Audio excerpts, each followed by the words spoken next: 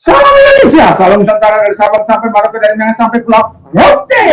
Mantalah iman kita, mantalah kasih kita, mantalah pengharapan kita tentu di dalam Yesus menjadi Tuhan dan Juru Selamat kita dan Juru Selamat kita. Jangan katakan bahwa Yesus bukan Tuhan, jangan katakan pula bahwa Yesus bukan Juru Selamat. Dia adalah Tuhan, dia adalah Juru Selamat. Kalau engkau percaya, engkau akan diselamatkan. Engkau tidak percaya, engkau akan dihukum.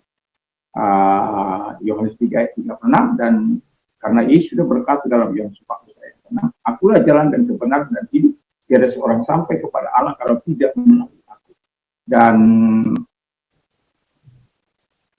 Kisah Rasul 4 ayat 12 mengatakan, dan keselamatan tidak ada dalam siapapun juga selain dalam Dia, Yesus Kristus. Karena di bawah kolong langit ini tidak ada nama lain yang diberikan kepada manusia yang olehnya kita diselamatkan. Mantap. Dan Yohanes 3 ayat 16, karena begitu besar kasih Allah akan dunia ini sehingga Ia mengaruniakan anaknya yang tunggal, supaya setiap orang percaya kepadanya tidak binasa. Saya, saudara, kita semua yang percaya kepadanya tidak binasa. Kalau engkau percaya, engkau dan semua akan diselamatkan. Kisah Rasul 16 ayat 31. Dan orang yang percaya, dengan hati percaya, engkau dibenarkan, dengan mengaku engkau diselamatkan, dan orang yang percaya tidak akan pernah dipermalukan. Mantap! Yohanes Roma 10 ayat 9 sampai dengan 11. Kiranya kekuatan Tuhan, kekuatan firman, kekuatan roh, kekuatan doa, kekuatan iman akan terus menyertai hidup kita dalam hidup ini. Sehingga Tuhan akan terus menyatakan kebaikan kepada kita dalam menghadirkan kerajaan Kristus di tengah-tengah dunia ini. Tuhan Yesus memberkati, dan sebelum kita mendengarkan firman Allah, maka kita berdoa.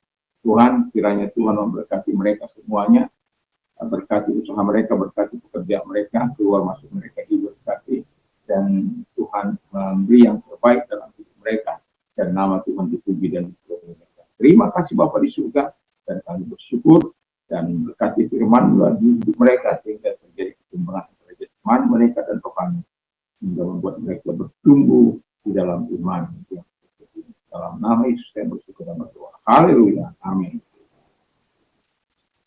Saya akan baca Matius 9 ayat 32 sampai dengan 34. Sedang kedua orang buta itu keluar, dibawalah kepada Yesus orang bisu yang kerasukan setan. Dan setelah setan itu diusir, dapatlah orang bisu itu berkata-kata. Maka heranlah orang banyak, katanya, yang demikian belum pernah dilihat orang di Israel. Tapi orang Farisi berkata, dengan kuasa penghulu setan ia mengusir setan. Haleluya. Jadi judul kita adalah fitnah dibalas dengan perbuatan baik. Haleluya. Jadi kalau ada orang memfitnah Anda, tidak perlu Anda membahas dengan fitnah. Karena nanti kalau Anda membahas dengan fitnah, Anda sekelas dengan dia. Nah, lakukan aja yang baik. Kalau engkau tidak lakukan apa yang dikatakan, enjoy saja. Saya sudah menikmati puluhan fitnahan, tetapi saya enjoy saja menikmati. Bahkan sampai yang bisa menghancurkan reputasi saya sebagai hamba Tuhan, berzina. Tapi kita tidak perlu membalasnya, karena itu adalah sesuatu yang tidak perlu kita lawan. Karena ketika engkau berdiam diri di hadapan Tuhan, Tuhan yang akan bertindak, dan fatal akibatnya. Saya sudah pernah bersaksi itu, dan itu sebabnya saya katakan, nggak usah membalas fitnah dengan fitnah. Nah, balas dengan perbuatan baik, balas dengan tindakan-tindakan yang memuliakan Tuhan. Nah, kalau di ayat pasal ini Anda baca pasal 9 ini, kita akan menemukan orang berdosa lah, sahabat orang berdosa lah, penghujat Allah lah, dan tidak tahu sopan lah, dan tidak percaya kepada Allah lah, dirasuk setan dan lain-lain sebagainya. Ya, tetapi Yesus dengan baik dia tetap menunjukkan belas kasihannya. Dan mengapa itu bisa terjadi? Karena yang pertama itu saya melihat Yesus dianggap melangkahi wewenang keagamaan ahli-ahli Taurat atau orang-orang Farisi. Jadi itu sesuatu yang sangat menyakitkan hati mereka. Karena kita tahu selama ini mereka sangat dihormati, sangat dihargai, walaupun mereka tidak pernah melakukan mujizat, tidak pernah menunjukkan orang buta melihat, mendengar bisa berkata-kata, mereka tidak pernah lakukan itu. Mereka hanya mengikat peraturan-peraturan bagi orang-orang Israel yang membuat mereka lebih susah. Dan itu membuat orang-orang atau ahli-ahli Taurat dan orang-orang Farisi ini sangat tidak menyukai Yesus, karena mereka iri ya akan apa yang sudah dilakukan oleh Tuhan dengan kuasa yang dari Bapa di surga yang melakukan mujizat. Dan yang kedua kata firman Allah adalah Yesus melemahkan kontrol orang Farisi kepada orang-orang Yahudi atau ahli-ahli Taurat. Jadi selama ini kontrol ada dalam tangan mereka, kamu harus berbuat begini, kamu tidak boleh begini, kamu tidak boleh begini, kamu tidak boleh begitu, kamu begini harus begini, kamu begitu. Jadi mereka mengontrol kehidupan orang-orang Yahudi, dan itu membuat orang Yahudi sebenarnya tidak nyaman. Makanya kalau Anda baca di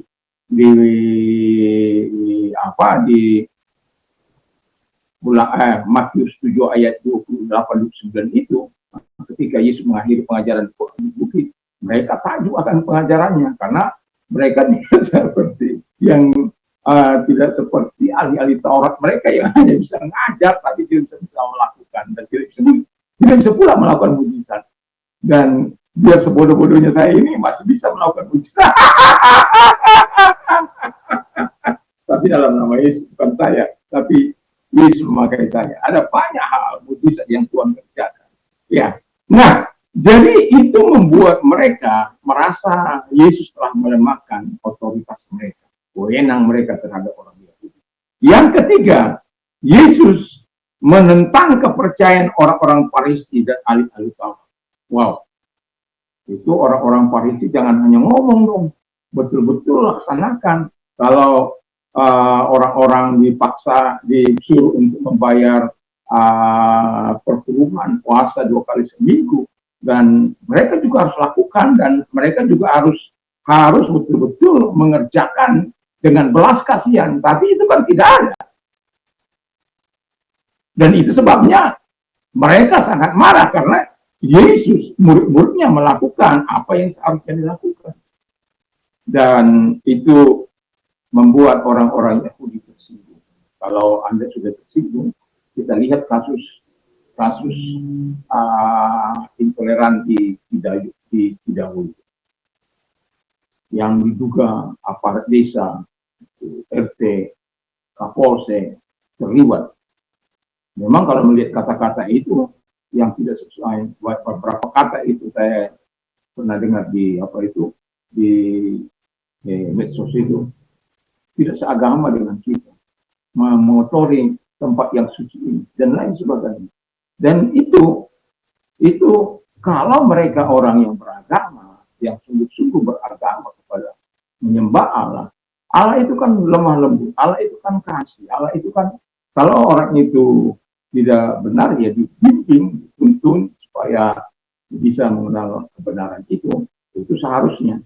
Tapi kan mereka tidak, karena mereka berbeda, dan itu mereka mau larang karena berbeda dengan mereka. Tetapi saya mau katakan, orang-orang yang memiliki roh agama ini, ketika mereka tersinggung, mereka akan melakukan apa saja yang bisa membuat harga diri mereka kembali, harkat dan martabat mereka kembali, kuasa mereka kembali. Dan buktinya kan Yesus disalibkan oleh mereka. Pada akhirnya kan Yesus disalibkan. Mereka lebih mengharapkan Barabas yang penjahat itu dibebaskan daripada Yesus yang orang benar itu. Tapi ya tidak tahu akibat daripada semua itu. Dan ketika orang-orang apologet kita melakukan jawaban-jawaban dan yang paling fenomenal sekarang ini adalah edisi itu ya, bagaimana dia sebenarnya kalau saya melihat, tinggal orang-orang percaya menjawab saja dengan apa yang dilakukan ya, fakta-fakta kan ditunjukkan, bukti-bukti kan ditunjukkan, dan seharusnya dijawab sama seperti ketika apologet mereka melakukan, bahkan itu hal-hal yang sangat fitnah, hal-hal yang berbau yang tidak benar, tapi mereka tenang-tenang saja. Dan itu sebabnya saya mau katakan, kita sebagai orang-orang yang beragama, mari kita melakukan ajaran kita supaya kan sebenarnya apa yang dikatakan oleh ajaran mereka, kalau engkau menghina orang lain, maka engkau juga akan dihina kan itu. Sama seperti Yesus katakan, whatever you want me to do, you do also to them. Apa saja yang orang minta lakukan kepadamu, lakukan juga. Kalau engkau mau dikasih, kasih. Kalau engkau mau dirusak, rusak. Dan itu akan terjadi tidak sekarang, yang akan datang pasti. Dan itu sebabnya hukum positif ini, kita berinisiatif untuk melakukan apa yang baik dan benar yang diharapkan Tuhan dari kita. Puji ampun Tuhan. Terakhir, Yesus merespon motif yang tidak tulus dan dari orang-orang Farisi. Jadi orang-orang Farisi ini hanya untuk memperkaya diri mereka, hanya untuk hormat mereka, hanya untuk kemuliaan mereka. Dan itu adalah motif yang tidak tulus di hadapan Tuhan. Yesus kan tahu hati manusia. Dan semoga kita adalah orang-orang yang tulus selalu dalam menyembah Tuhan, dalam memuji Tuhan, dalam mengagungkan Tuhan. Mari kita tunduk kepala dan kita berdoa. Terima kasih Bapa di surga, kiranya Tuhan menolong kami, sehingga kami tahu bahwa fitnah yang ada, yang dilakukan orang, tidak perlu kami balas dengan fitnah, tapi kami balas dengan segala hal perbuatan baik. Membalas kejahatan dengan kejahatan bukanlah iman orang percaya. Kami membalas kejahatan dengan kebaikan, itulah yang diperintahkan Yesus Kristus bagi kami. Terima kasih, kami bersyukur, kami berterima kasih. Dan kalau engkau sedang sakit, apapun sakit penyakit, arahkan tangan kepada Tuhan. Segala sakit penyakit yang mereka dengar, keluar, hancurkan dengan kuasa. Terima kasih Bapak di surga. Dan juga kau menyembuhkan mereka dan perbuatan-perbuatan yang besar kau lakukan dalam hidup mereka. Terpujilah engkau, sama seperti engkau sudah melakukan hal-hal yang besar, dan hamba melakukan juga hal yang memuliakan engkau. Supaya mereka memuliakan engkau, sembuhkan yang mereka lakukan. Terima kasih. Dan kalau engkau sudah mengalami penderitaan dalam hidupmu, arahkan tangan kepada Tuhan, kita berdoa. Tuhan, dia tangan-tangan yang diarahkan kepadamu dalam nama Yesus, supaya Tuhan menolong mereka, memberkati mereka dan menyatakan segala kebaikan.